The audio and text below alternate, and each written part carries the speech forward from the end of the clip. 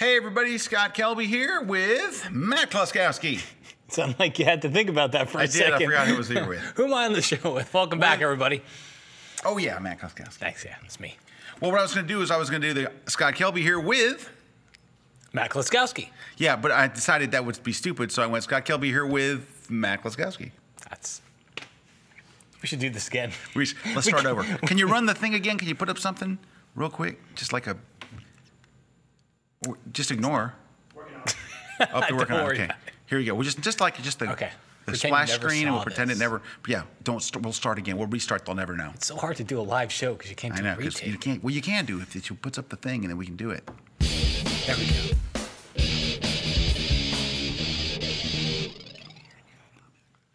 Hi, everybody. Scott Kelby here. And I'm Matt Kluskowski. And welcome to another live episode of The Grid. We have a very interesting show for you today because so many things have been happening in the photography world in the last week. There's just been so much happening. One thing that happened that I actually saw at lunch, Matt got an iPhone 6. It's a big old sucker. Let's see it there, Matt. Here it is. Look at the size of that sucker right there. It's a big old. Hey, can I just show how small mine is in comparison? Well, that sounds bad, but you know what I mean? Stop. There's no one even at that camera. Why do we have that camera? Stop. I have a little baby phone. It's a baby phone. You know, when you compare the two, it looks so big, but I got to tell you, like, you get used to it, and as soon as you pick up another. So I gave my iPhone 5 to my son, and whenever I pick up his phone, it's like a toy phone. It is. It feels so small that it's. So Matt let me goof with it at lunch. It's just this all sounds terrible, but anyway. Look, it's a phone. All right. Hey, Paul says make sure it's on silent, Matt. I am not. That would be a first one. Anyway, hey, so it's some interesting things about. I want to talk about the iPhone 6 real quick because Austin Mann. So Austin Mann is a good friend of ours. We love Austin. He's a tremendous photographer, does great stuff, and just a really, really great guy. First time I met Austin Mann was with Jeremy Cowart. So Jeremy introduced me to him. Really good guy, and I spoke out at his place in Texas last year. Was it last year already, Brad? Wow, it was last year. I did a thing out there. At their headquarters out in, was it Austin? No, it's not Austin. It's Dallas. Dallas, we were in Dallas, right. Yeah, no, it was absolutely in Dallas because we left the Dallas Stadium and went there. So. I think we need to give Brad a microphone. Yeah, what do you think about? We should have Brad have, Yeah, you know, Brad could be over on that set over there and just he could be like a thing. Well, talk shows have all kinds of different, I guess we shouldn't discuss this thing while we're live on air. I guess there's meetings for that stuff. You could be over there. No, let's have a meeting now. Who votes that Brad should have a microphone? All right. Ajna did too. Ajna should have a microphone. Ajna should have. You guys could both be over there in your own set. I like this. Anyway, there's Brad. There's Brad. Ooh. Look at the way. Where's Ajna? Hold on. Can we get a shot of Ajna? Can we get a shot of Ajna? Oh, no. She says no. Come on. No, don't do that. Now smile. Don't do what Brad did. There she is. All right. So Ajna's our what is it? Duchess of social. The Duchess of social media. All right. Hey, so Austin Mann, getting back to bringing it all the way back around to Austin Mann. Austin was given an iPhone, I guess, before the launch. And I don't know who you have to know. Yeah. Because nobody gets an iPhone, not even like the big press and all. But they sent him to Iceland.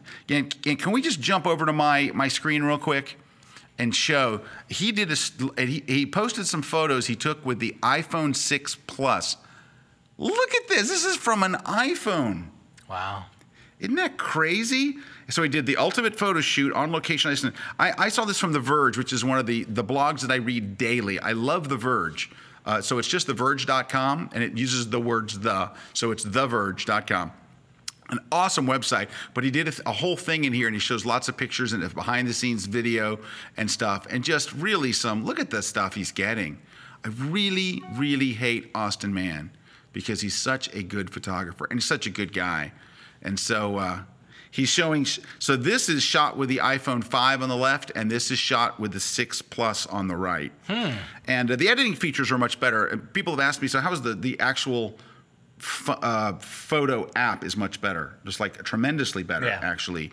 You can actually go in and do highlights and shadows. Yeah, it's not just kind of just a magic wand and it doesn't look that good, and then you go on. So that's out. Now, I don't know if you heard that Apple today actually released 8.0.1? So Apple released 8.0.1 and then quickly unreleased 8.0.1. Yeah. All I know is as soon as I came back from lunch, I walked down the hall, I had 3 people tell me, Don't update. Don't update or you won't be able to make a phone call. Yeah, the headline over on Mashable. Yeah, Mashable. Apple pulls iOS 8.0.1 after a disastrous rollout. So I wouldn't update if I were you. Yeah, maybe wait. Maybe wait a minute. I don't even think you can at this point. I'll even go check to see if it shows an update available. So I'm going to guess it doesn't. So on the heels of Austin Mann doing all this amazing stuff, you know who else did an interesting thing was Jeremy Cowart. Our buddy Jeremy Cowart did I enjoyed his a lot. Yeah, a Johnny Swim thing, and he shot it with. He said it was his first shoot with it. He's got video and everything here and a bunch of images. This is, I think, the coolest part. Now, when you go to take a picture, you can touch the screen and adjust the brightness as you're taking it. Yeah. So if it's backlit or something, and it actually does an amazingly good. That I think is the biggest feature right there. That's the reason to go to iOS 8. You do realize that people on Android could do that in like 1972. I know. I understand that. Boy, I tell you what, I did on Monday. Huge mistake. Huge mistake. I wrote, here's my favorite features of iOS. Now, can I read you something? I'm going to do this. You don't have to show this on screen. I'm going to go find it and read it. But when I wrote this post, and a lot of people that follow me do use iOS, right? And so. And if you ever go to Photoshop World, somebody wrote this. They say if you go to Photoshop World, you see iPhones everywhere.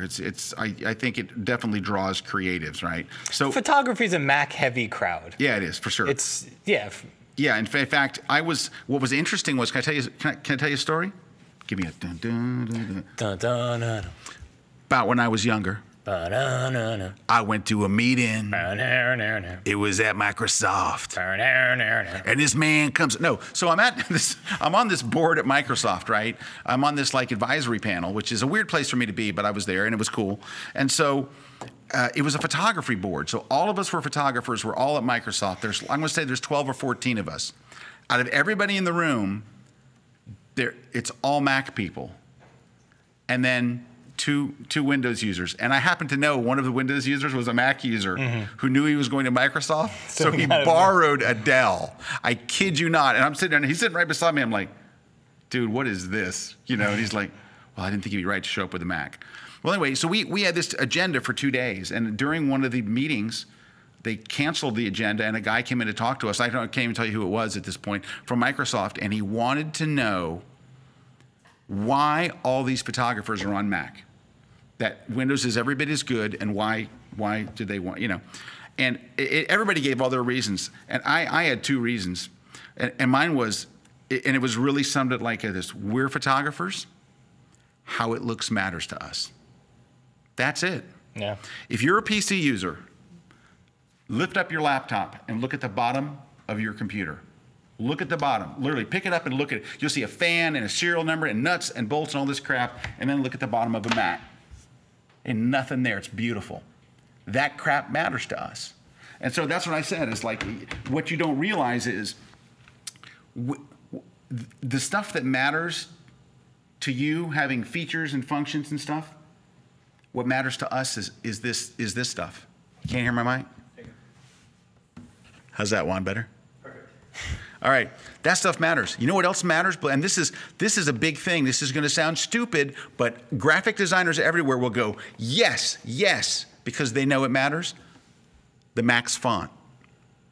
Windows forever has had the most unattractive, clunky, funky looking font.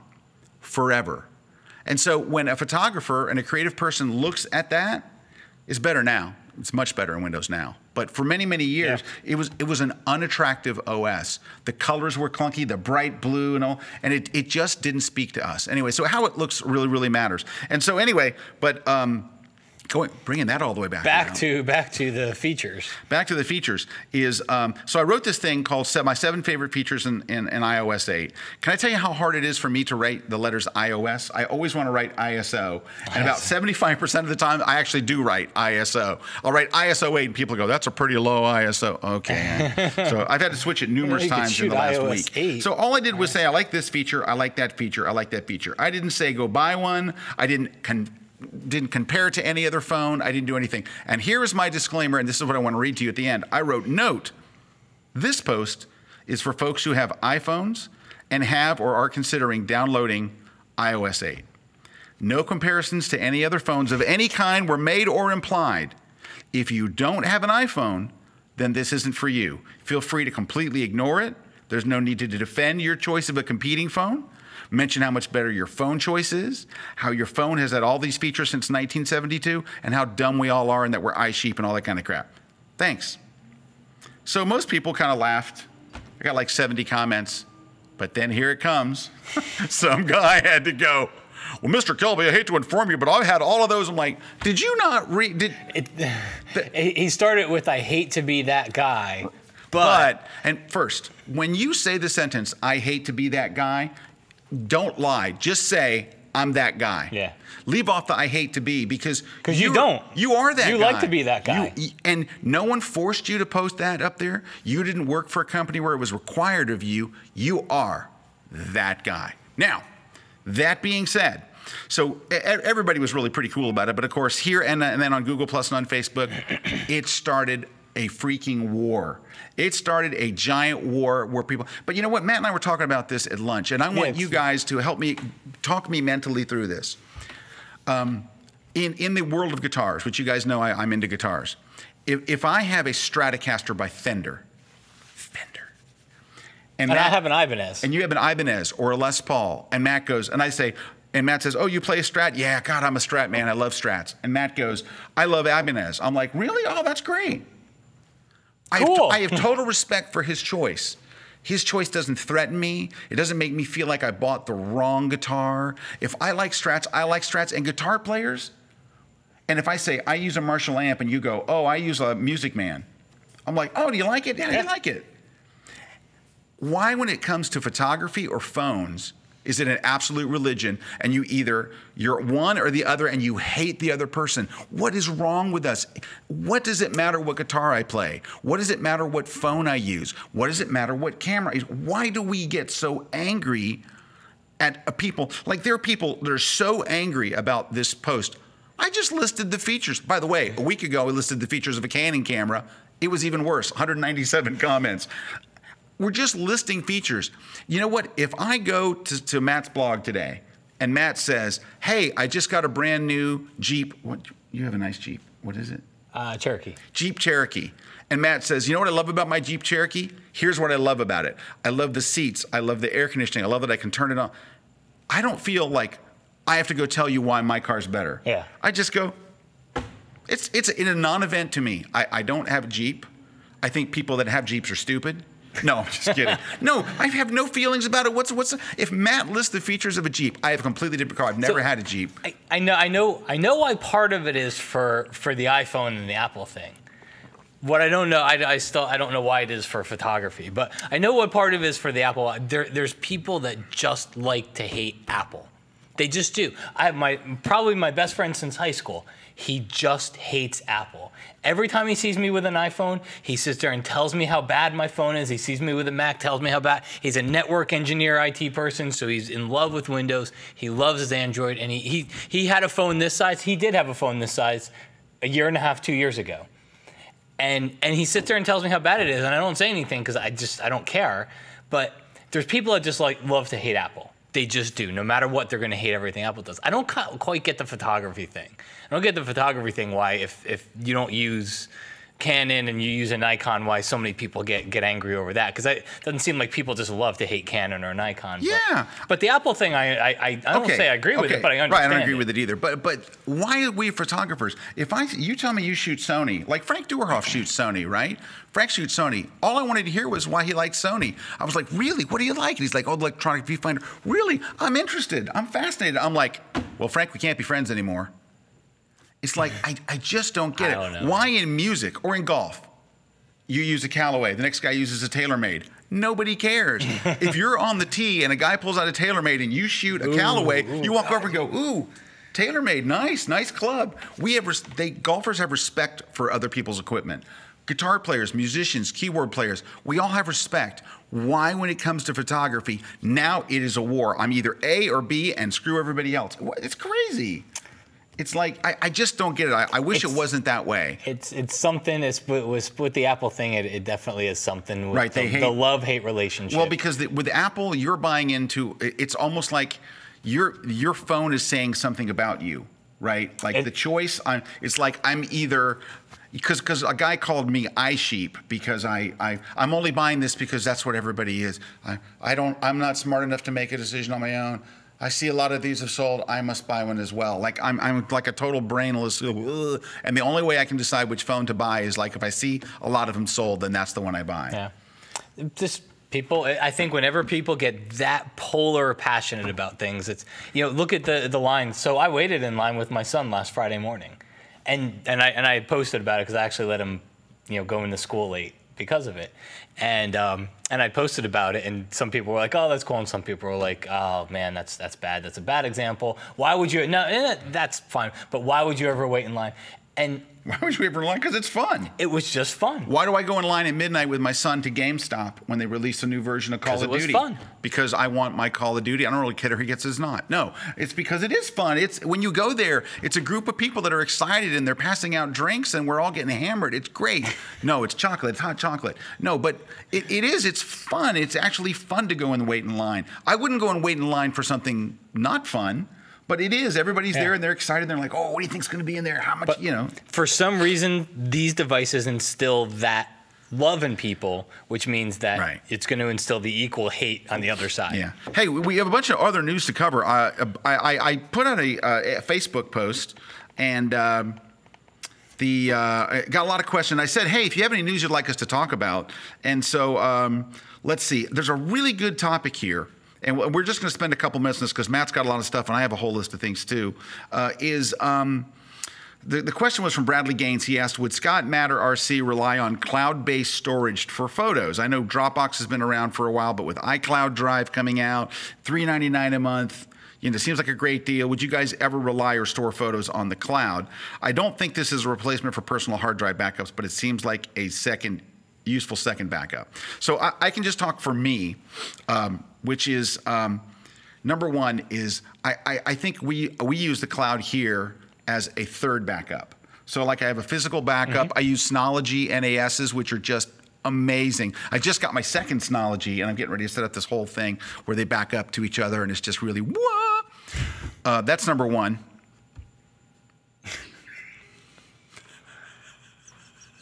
I'm sorry. This is why Brad needs a microphone. Yeah. So you're seriously next. All you guys see is us. You don't see or hear Brad. Be ready next Wednesday. Next Wednesday. Am I here next Wednesday? Are we here next Wednesday? No, you're not here next Wednesday. I heard. Crap, where am I? I don't know. But when it's break time, Brad. By all means, figure it out on the show, though. Yeah, Brad puts up a sign. It says, "Okay, Mr. Ranty McRanderson, it's time for a break." Thank you, Brad.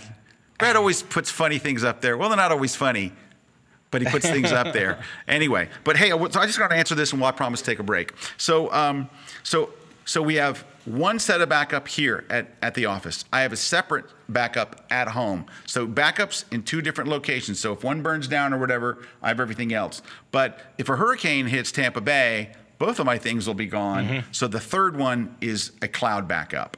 I wouldn't use it for my main backup. And I also use Dropbox. So if I'm out on a shoot, right, and I take the images and I back them up to my computer, what if my computer dies, gets stolen, I get in a car wreck or whatever? I go to Dropbox and put the finals or whatever the important ones are on Dropbox right there and then. Yeah.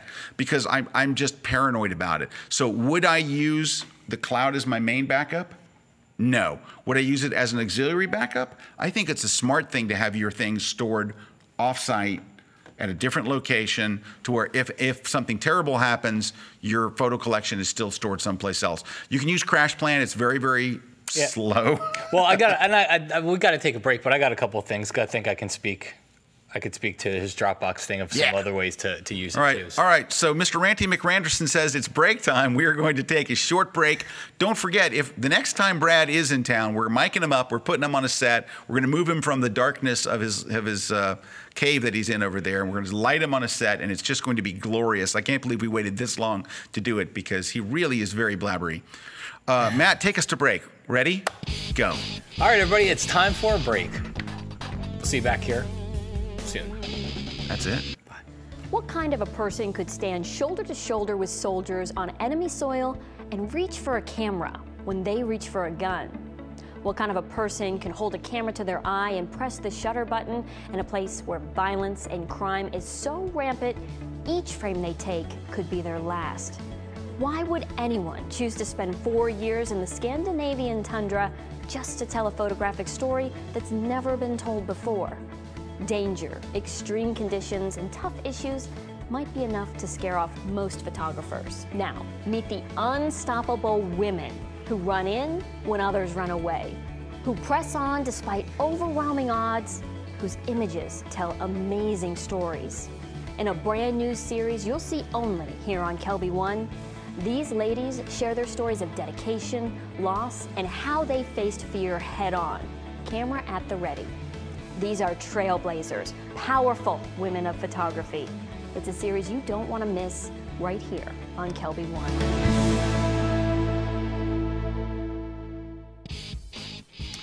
Should I not text on my curved phone? Yeah, his phone's all curved. Curved. It's like a U. I mean, I just break it. Hey, we're back, Scott and Matt on the grid. Ranty McRanderson over All right. here. Hey, just want to mention, I found out why we're not here Wednesday. So I'm in Orlando teaching my Shoot Like a Pro seminar, right? Wednesday is actually the day of the seminar. So next Wednesday in Orlando, Florida, come out for my Shoot Like a Pro seminar. I'll be there, Brad will be there, Matt will be here. Guess where I am on Monday, though? I can't remember. Begins with an L.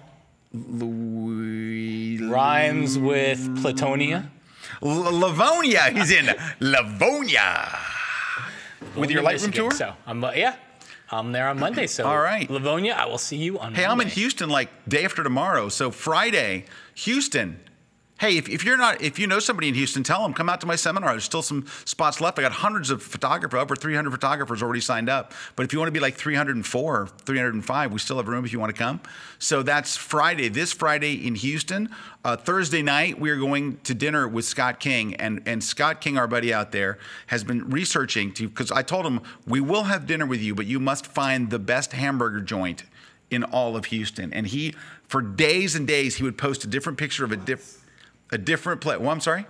For months. Here's a different restaurant. He's trying out one. And so he has not given us the name of this one, but Thursday night we're going to some amazing burger, the best burger place in all of Houston with Scott King. So we're looking forward to that. I hope you come out and see me. Hey, London, swing in London in 2 weeks. 2 weeks, man. I'm swinging London. So I'm doing my Shoot Like a Pro tour in London, England, on October 10th. The next day, of course, is our worldwide photo walk. So I hope that you'll join me. I've got hundreds of photographers already signed up for that. We're going to have a big day in London.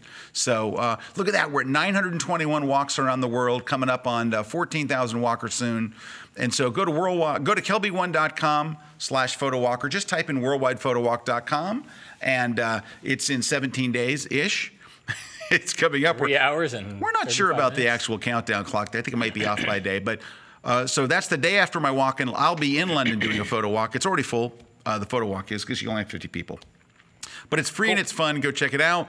And let's get back to our topic here. Now, you were said you had some ideas about the cloud. Yeah. So Bradley asked, because I think part of his thing was on Dropbox. So I can tell you one of the ways that I use Dropbox, because I do something similar to you. Like if I think, hey, I'm not going to have a chance to really back up, let me get another copy. So I'll put something there, but Dropbox will get full if I kept doing that. So you can't store everything there. But what I do is I have a kind of a final photos folder. So what I do is whatever, like this is the shot. This is the final processed full res JPEG photo. And if whatever my favorite shots are from all my photo shoots, I put them on Dropbox. Right. So that no matter what happens, if I lost every drive that I have, if I lost everything, I might not have the RAWs, I might have the, and I don't care because I'm never going to go back and edit anyway. I won't have the originals, but I know that I'll have a final version of all my favorite photos. See, that's a good idea. I have a final images folder too, and I just looked. It's 119 gig of just JPEGs. Now, how much space do you have on it now? Is it like, how many gigs of space do you have on Dropbox? It's not a lot. No, it's like a Terabyte. Is it a terabyte? Pro. Oh, I don't know if I have Pro. I may have wuss. So, and I guess what part of the difference is too is you're shooting football, you're shooting sports. So yeah, it every eats up. week you're coming out with a bunch of final images where Dude, when I shot that wedding, it was 56 gig just for that one wedding. 56 gig. But I'm talking. Right, I'm finals. talking JPEGs. Right, yeah, no, you're right. Final JPEGs wouldn't be that Right, much. yeah. All right, so but that's one of the ways I use idea. Dropbox. Some people put their Lightroom catalog on Dude, Dropbox. I'm going to put mine up there tonight. But you know what? I guess the bad thing is when you put it on Dropbox, it's also local. So I have it on this drive. Well, if you move it to Dropbox, then it goes on to Dropbox. Right. I guess you could copy it to Dropbox. Yeah, if I copy it to Dropbox. We'll talk about this off the air, but that's a good way to use it. I like your idea there. A lot of people put their Lightroom catalog up on Dropbox because it's really probably one of the best ways that if you want to use Lightroom between like a laptop and a desktop, that's probably one of the best ways is to put your catalog up on Dropbox, and then you just switch between computers. And then the Crash Plan thing. So I use Crash Plan in a different way. I use Crash Plan. I don't back up my whole photography, all my photo drives to Crash Plan. I back up my laptop to Crash Plan. So my photography is different. I have my drives. I do need to come up with a cloud storage plan for it, but I have my drives and all that stuff for my photos, but I back up my laptop to Crash Plan, and that way I know my laptop's backed up somewhere offsite. I do have a local backup, but that works for me too, and plus all my final photos are on there too. So, hey, so we're in the middle. When we're less than 1 month away from a big expansion here at Kelby One, and so we're doubling the size of the theater. So we're in a set of studios here. There's like 8 studios here, and then. Hey, Joe just asked. Just curious, do you save TIFFs of your final photos, including JPEGs? No, I don't. Just JPEGs. So. I think people think that TIFFs are a higher quality and all that. Yeah. When it comes to your photos, JPEGs, a full quality JPEG's fine. Yeah, full quality JPEG. I don't even do full. I do a setting of 8 out of 10. Yeah, that's what I do. Yeah. So all right. So anyway, we're in this middle of the expansion, and so we're moving into new we're in these offices here. We're expanding our offices that way. So like 30 or something people are moving down there, and then we're building new video studios, bigger ones. We're keeping these, but we're building bigger ones next door. So in this thing next door is a theater. So it's a theater where we can do classes. And I've already reserved my first class is in there. My first class is a new way to organize your photos, right? But without, I'm not talking about Lightroom or Photo Mechanic or Photoshop or Bridge or anything. It's how to organize your photos on your computer before anything. Mm-hmm. And it's a way to do it. It's an organizational method that is so incredibly simple. I think there's a lot of digital asset management things out there that are very complex, and that's for some people. But I think for 99% of photographers out there, we don't really know where our images are. There's a lot of confusion. So I have a class coming up. It'll be the first one that I do in the new thing, so it'll be fairly soon. We're supposed to move in, what is it, October 25th? I think you're asking the absolute wrong people in here. Yeah, no one's even looking at me. I asked the owner. Oh, crap. Anyway, I think it's in October. I know it is. We got it confirmed again yesterday. So we were supposed to move this week, right? Most of the people in here aren't actually moving, so. Yeah, you guys. So we have no idea. No, but the video department, they get their thing doubles. They get all new studios and new cool stuff and control rooms and woo. Anyway, but we have this really cool theater, and that's going to be my first talk, is about a whole thing on rethinking how you organize your images, and it has nothing to do with any program. But once you choose a program, then you're going to mimic the thing I teach you. It works so well, it's going to blow your mind. The simplicity of it will blow your mind. Cool. I've never heard anyone do this. All right, so more questions. Matt, you had some more news. I got one. So kind of big news. A lot of the viewers use Photoshop Elements. Elements just announced version 13 today. So they pretty much every September, you can pretty much guarantee like the second or third week of every September, a new version of Elements is going to come out. So that has happened today. I think I hear it on my seminars where I have a lot of people come up that use Lightroom and Elements. They haven't moved to Photoshop. I think more and more people are moving to the bundle, because now at $9.99 a month, so you're looking at $120 a year, where an upgrade to Elements I think is $79 or something. So now you're getting Lightroom and Photoshop for $120, where you were paying about $80 for Elements. So I think a lot of people are moving toward that Photoshop Lightroom bundle, but there's still a lot of Elements fans out there, and they got a new version today. I have news. Oh, I got to tell you one of the features. Oh, yeah, please. Elements now has content-aware fill. Does it? Yeah. Wow.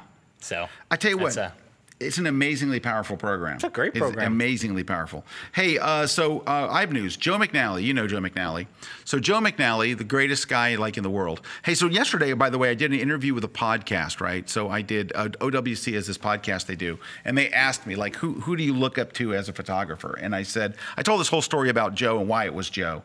You know, just on all different reasons why, you know, because I remember, I'll just tell you a little tiny bit of it, but I was at a workshop where Joe was one of the instructors, and I was a guest there, and sitting in the back of the room, and I didn't know who Joe was, and it sounds terrible, right? I mean, you know, like, I don't know who this guy is. And I'm really into landscape photography at this point in my career. It was really what I cared about the most. I was at a landscape workshop, Moose Peterson's workshop, and Joe gets up, and this is the night before the workshop. Moose got up and did a slideshow, which is always amazing and inspiring. Joe gets up and does, and I'm kind of interested. So who is this Joe guy? And he does his slideshow, and we take a break so everybody can have literally milk and cookies and go for the third slideshow. I'm not kidding. I walk in the lobby. This is how long ago this was. I used a phone. I went to the wall, I picked it up, and I called my wife, and I said, honey, I just saw the photographer I want to be when I grow up. His name is Joe McNulty.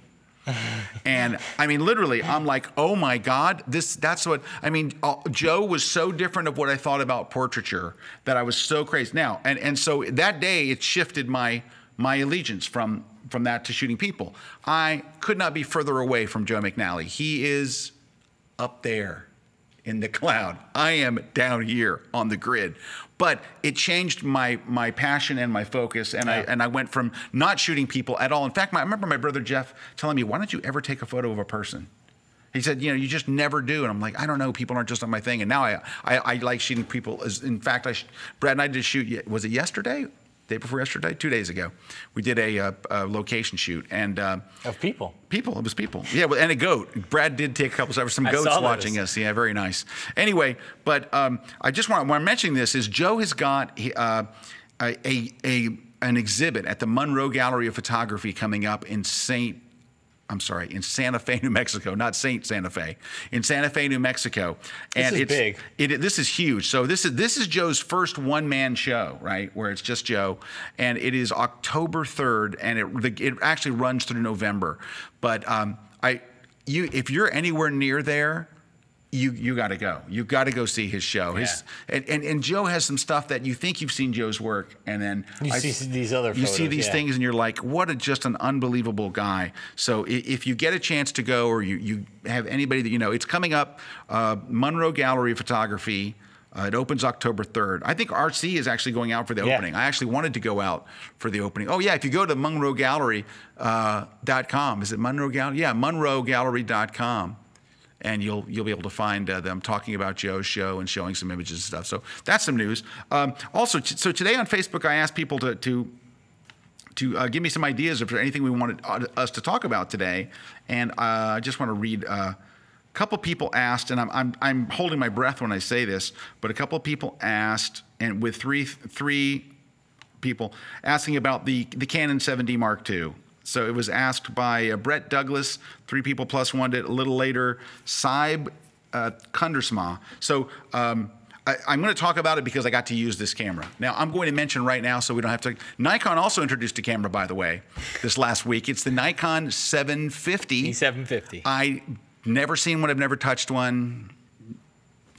I have no idea. I read some things about it online, and I don't want to say anything about what I've read because anyway, some things have been written online about it. I have used the 7D Mark II. I've used it extensively. So here's what I want to tell you today. The number one question when I posted it when it came out was, how does the noise compare to a 5D Mark III? It's not as good. I'm telling you straight up. It is not a full frame camera.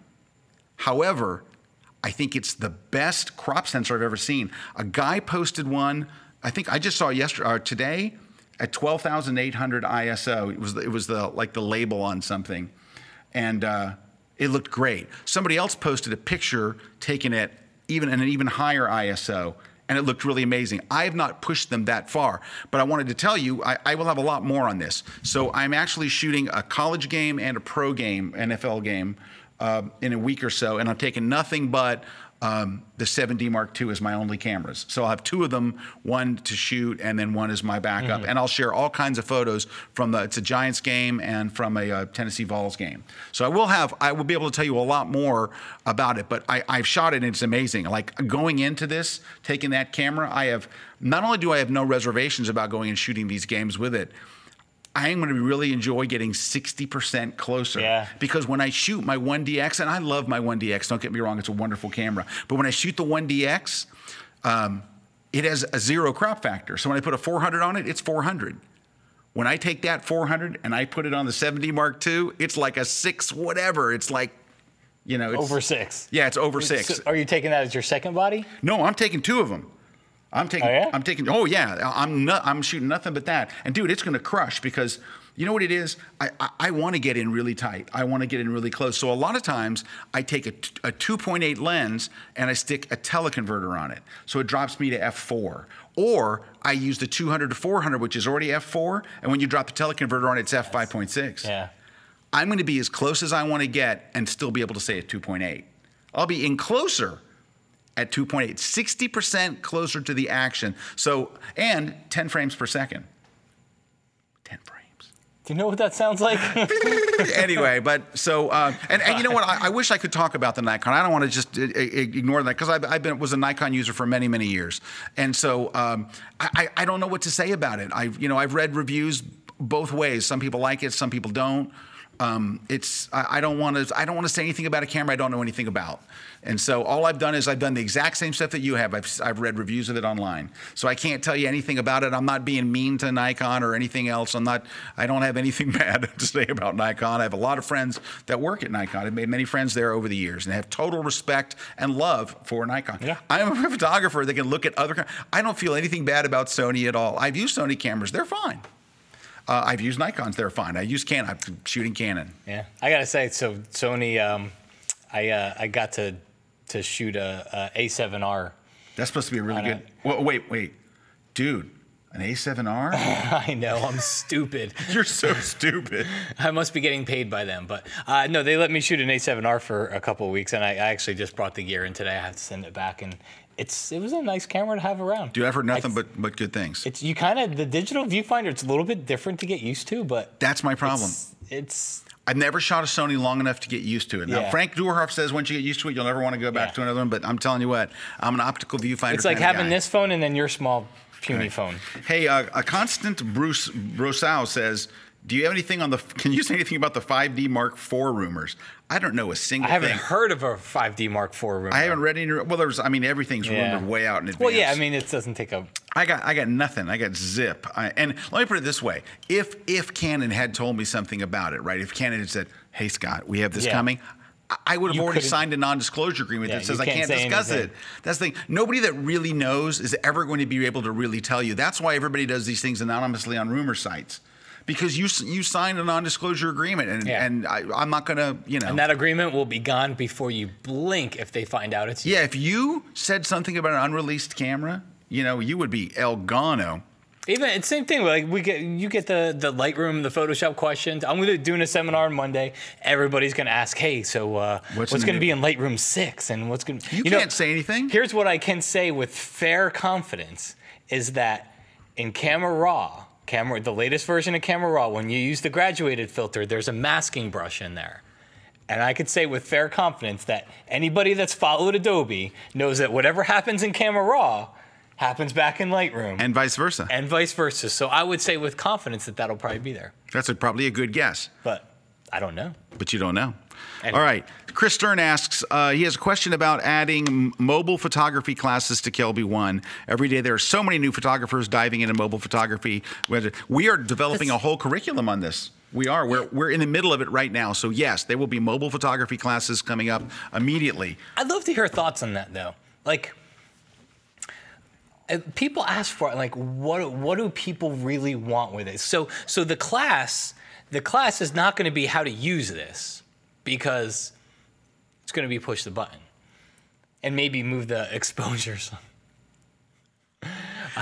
Time for a break. This is why Brad needs a thing. Yeah. But the class is, like, what are people I don't want to tell you. I don't want to tell you because I think these classes are going to be amazing. So we're working on this whole curriculum because you know what it is? A lot of times. You don't want to tell me? Well, I'll tell you off the air. Well, I don't want to spoil it. I kind of know what we're working on. No, because I think we have a cool thing, and I don't want to spoil it. I don't want to just say it now, and I want to say it when it's ready, right? Because it's a bunch of classes. It's not just one class. But you know what it is? Do you know why I think? May I hold you? God, your phone is so huge. I love it. I want one. You know when mine's coming in? Can I tell you? November. Sorry. Here's why I think this. I think that there's a lot of photographers. Like, I'm going to use you, for example, right? And your wife, Diana, she probably uses a phone.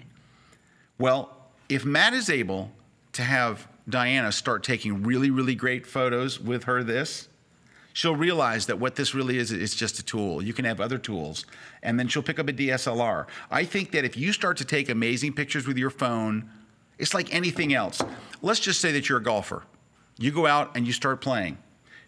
And you're kind of like, I'm not any good at this. That's the end of your thing. What happens when all of a sudden that day you realize, you know what, I'm starting to get this. It's that one shot. Yeah, the one that brings you back, right? You think, I'm throwing my clubs in the lake, and then a beautiful fade, right up on the green, and it's like 10 feet from the pin. You're like, I can do this. I'm great at this game. That's when you go, I need good clubs. I'm going to take this seriously now. And I think that when people fall in love with what they do here, there will be a number of people that go, you know what? I want to take better pictures. And I realize that I can. You know, everybody has a friend that takes better pictures with their phone than everybody else, right? No, it's true. You know what? His question's a little bit different, though. Because his question is, there's a lot of mobile photographers out there. Right. And so I guess that's what I'm curious is what, what's the future? Like Jeremy did that post where he did a full shoot with the iPhone 6. Like, what's the future of that? But you know what's interesting about that? When Jeremy does that, and no offense to Jeremy whatsoever, but when Jeremy does that, Jeremy's doing it to show that it can be done. The client didn't say, hey, I want photos that aren't really that good. Can you use your phone? Yeah. I guess that's what gets me thinking about what he asked is, what is the future in that? Is everybody going to be, I don't know. No, because there comes a point where, I mean, there are so many limitations here. You know where pictures on a phone look great? On your phone. They look great on your phone. They look great this big. When you make them big, they fall apart fast, even on an iPhone. Okay, so anyway, those are some of the questions that we had here. We have some more news, and we're going to talk about that. We are taking your questions. I do want to read you Brad's comment. If maybe you can flip the camera around and show Brad's breaky time comment. Here we go. It's like a controlled on a thing here, so it takes like 45 minutes. There we go. Okay, mister, I know all about secret cameras, but can't tell you it's time for a break. That's the thing. I don't know about secret cameras. I wish I knew. I wish I could go, well, let me tell you, I've seen the whatever, and it's just amazing. We have friends at camera companies, and we find things out so late, if not ever. Yeah, on camera. I talked about this on the grid last week. All those years that I was a Nikon shooter, and I had a great relationship with people at Nikon, I didn't know a minute before it was released. They never sent me a pre-release camera. They never called me. They never said, heads up, in an hour we're releasing this camera. Zero. Just like this time. I know nothing about the Nikon D750. That you haven't read. I read in a B&H. It's not like Canon came a year ago and said, "Hey, this is going to be the 7D Mark II. Here's what's going to be in it." I mean, it's not like this stuff happened. I mean, it's just funny. It's that stuff's probably the most tight-lipped stuff in the industry. Yeah, they're crazy tight about scary stuff. And now I knew about this. I knew about the 7D, which is why Matt and I had a video ready on launch day. It was ready on because we had the camera. We got to shoot with it. We got to try it out. It was, and thanks to Canon for giving me that opportunity. So yeah, we had all kinds of stupid videos. That we had the ooh video. Hey, Chandra says, Scott, if you ordered your iPhone 6 from Apple, it will come 2 weeks before they were promising. Mine was promised for October 6th, and it's getting delivered tomorrow. Chandra, I have bad news for me. I ordered through Verizon. We have like a company Verizon plan, and I had to go to my IT department, but I got there a little too late, and blah, blah, blah. I kid you not, my ship date is November. Can I give people Did your phone just go off? It did. Can I give people the tip that I got from, because it's become a thing now.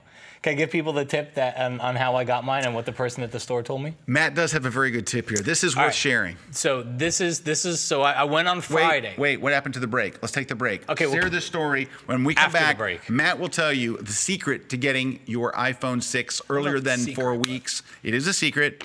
It's very secret. Secret. Break time. 70 years ago, they were fighting for our freedom, and today their role is to cause people to remember that. That's rewarding work and a worthy cause, and I'm honored to be a part of it. This is a piece of history. You're a caretaker of this airplane, whether you own it or whether you fly it. You know, it's not something that I get to go out and do what I want to do with it, because it belongs to our country. It belongs to our country's history. You've got these amazing legends themselves, the pilots who put their love and soul in these planes, maintain them, fly them. You know, you're not just flying an airplane, you're flying history. And you're flying history that brought our freedom. That's one of the things that I enjoy most about the Flying Legends Museum is they're preserving these wonderful treasures. They're honoring the men and women who flew these aircraft and the folks who flew them in combat and risked their lives to protect our country. You know, as a youngster, I thought flying the airplane was everything. Being associated with that beautiful, shiny airplane was going to be the thing. And as I went to air shows, I realized it wasn't the airplanes, it was the guys, the veterans that came to those airplanes. It's so important for me to capture these shots, to preserve this history. So much of it's now fading with the men and women who lived it.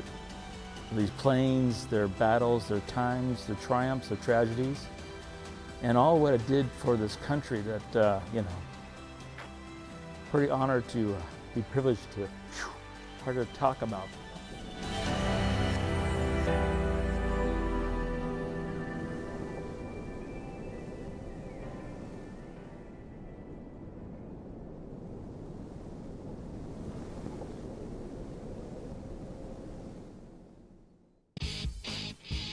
Hey everybody, welcome back. Hey, I have some mini news here before Matt gets to his news. So can I just point out that one of our viewers actually asked where the break was?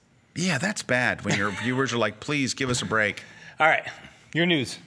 So I have a new class coming out tomorrow, and it's a whole new series. And Matt and I talked about this a while back, and we finally got to do it. And it's something that Matt will be doing, I will be doing, RC will be all contributing to it.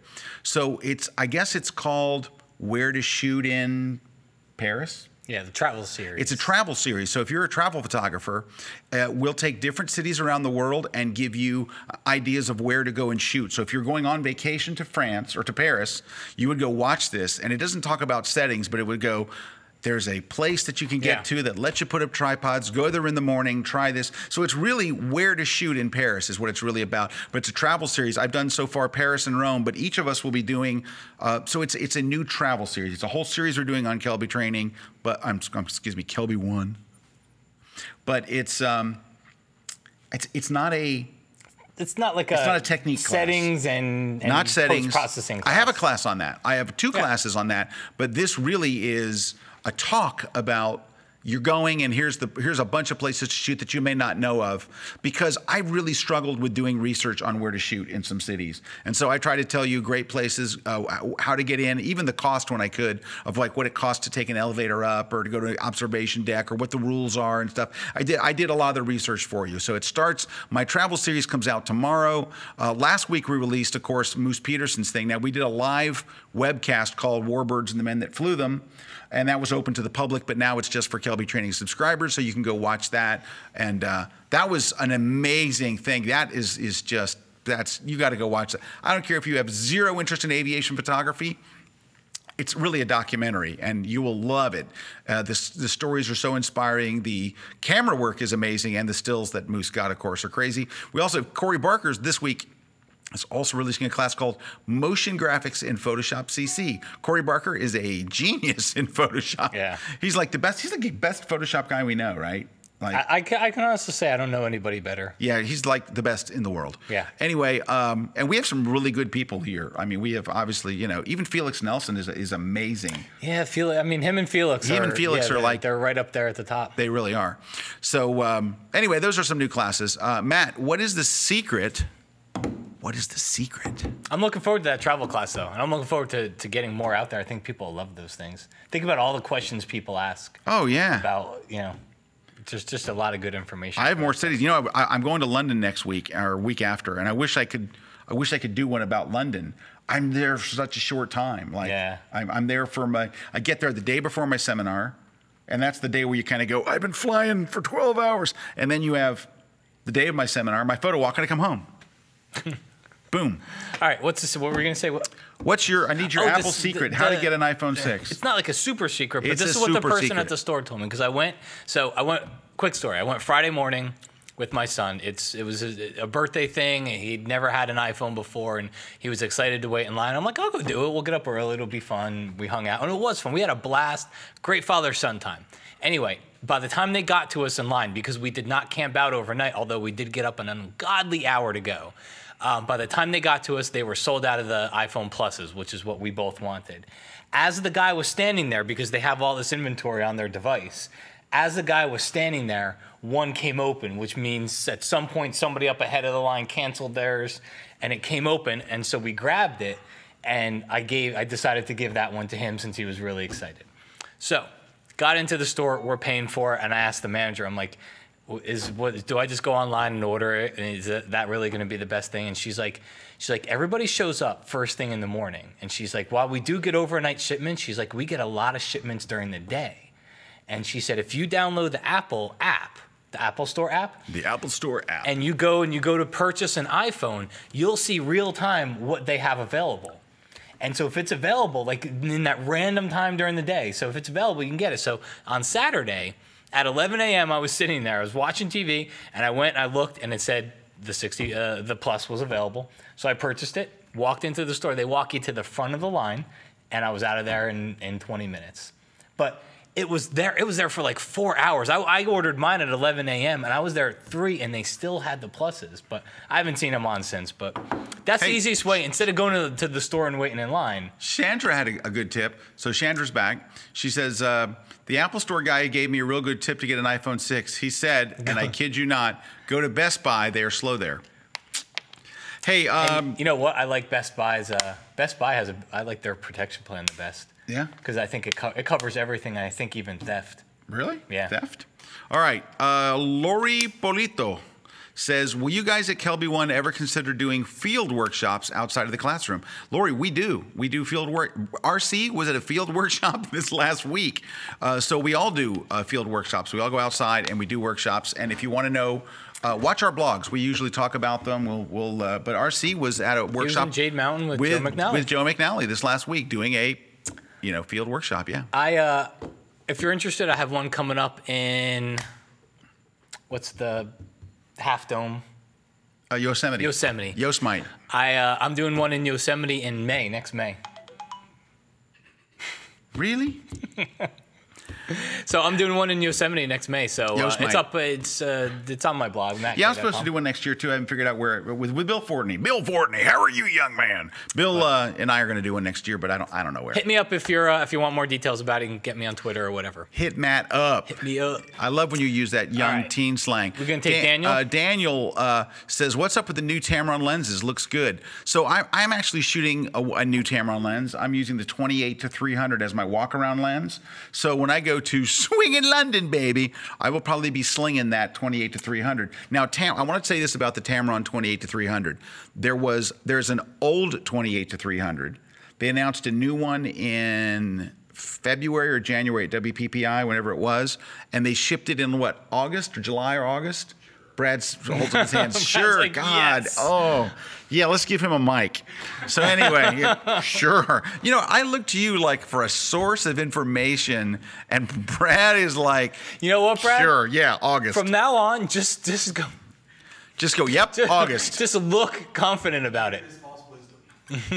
Anyway, but if you get one of the Tamron lenses, if you get the 28-300, make sure you get the brand new one. Yeah. Right? Because the new one's improved, it's better, it's all that kind of stuff. So Daniel, I swear by Tamron lenses. I have a 24-70. Oh, I just saw a message here, and it's from my wife. Hi, sweetie. She's watching. Hi. She said, I think maybe that person was asking, are we going to sponsor workshops, do our own workshops? Oh. We should do that. Let me text back. Should we do that? Yeah, because she's let me just text her and say, should we do that? Well, I guess I don't really have to. Honey, should we do that? Let me know. She might ask for a meeting on that one. Yeah, she might. But that would be good, wouldn't it? Our own sponsored workshop? Because we usually do a workshop with somebody else, right? But we could do our own, like, we could all, the Photoshop guys could be there. And we could all wake up in the morning and have breakfast with Matt, have lunch with RC. That'd be cool. All right, Daniel. I love Tamron lenses. I have a 24-70, and I have put that 24-70 up against the big name lenses, and every bit as good.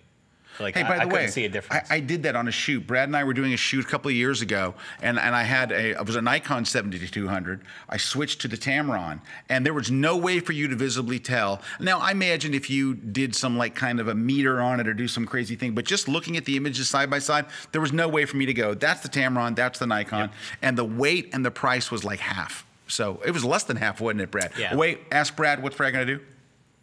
Is it half the size, Brad?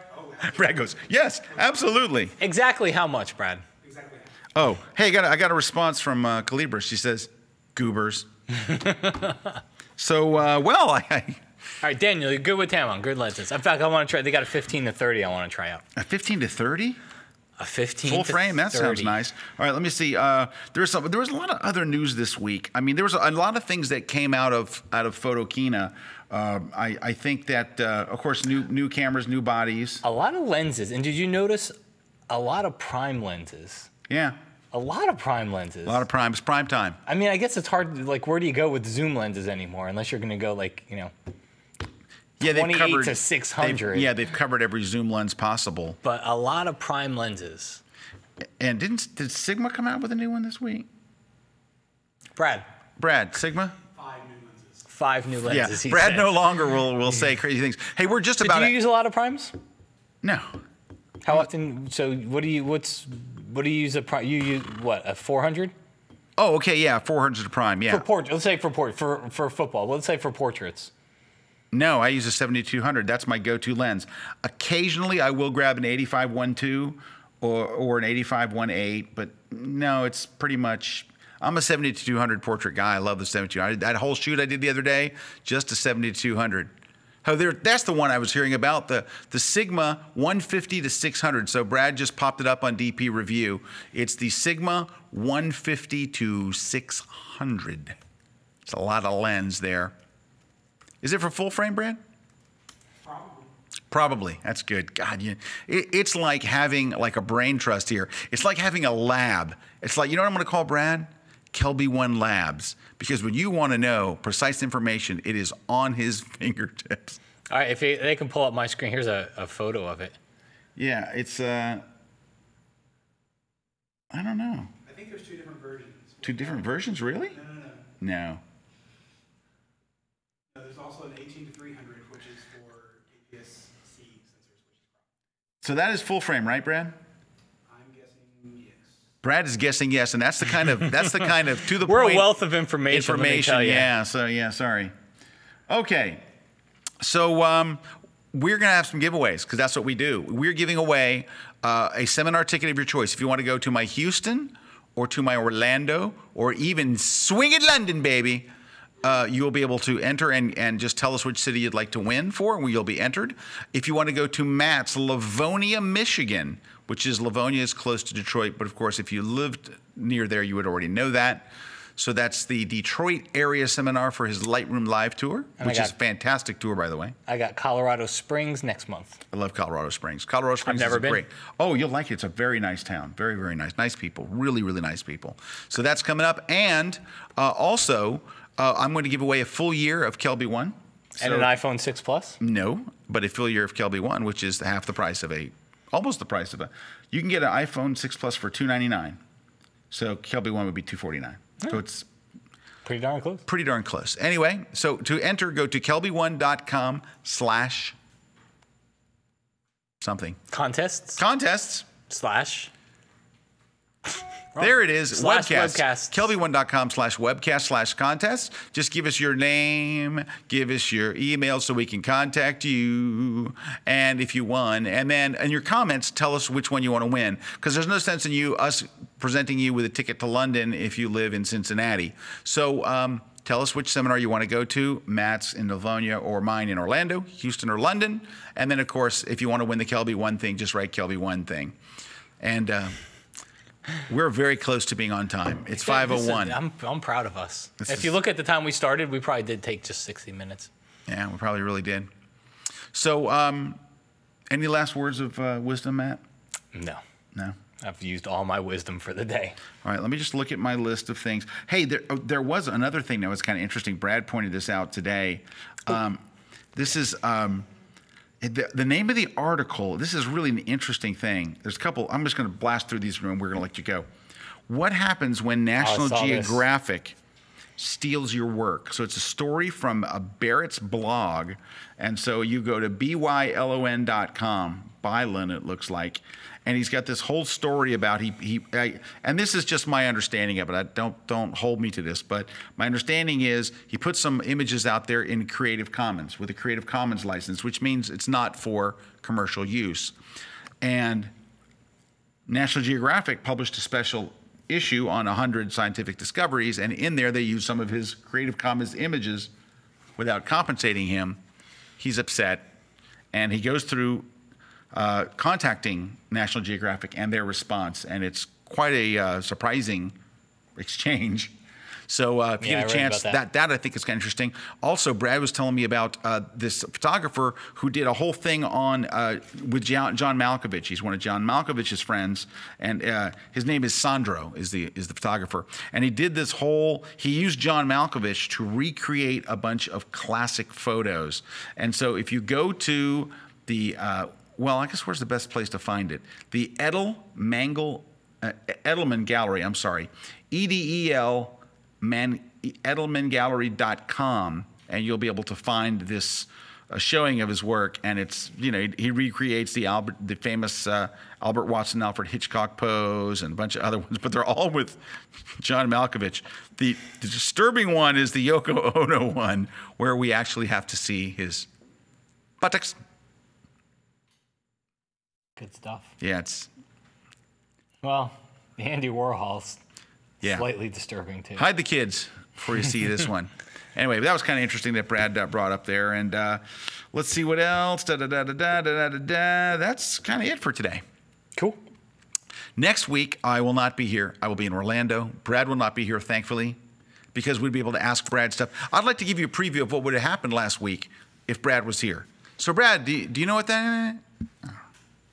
Was that in February? And how much does that cost? But you know what we're going to do? Do you know how we reward that? With his own desk and lights and a microphone. Gets on camera. And he gets on camera. That's how we reward it. We reward lack of excellence. Good stuff. Thank you. You want to take us out, bro? All right, guys, thank you so much for watching. Thanks to everybody for sponsoring this show. I can see you on the screen. I can't see you here, but I can see you on the screen in front of us, and it's distracting. Anyway, thanks for watching. We will see. I will be here next week.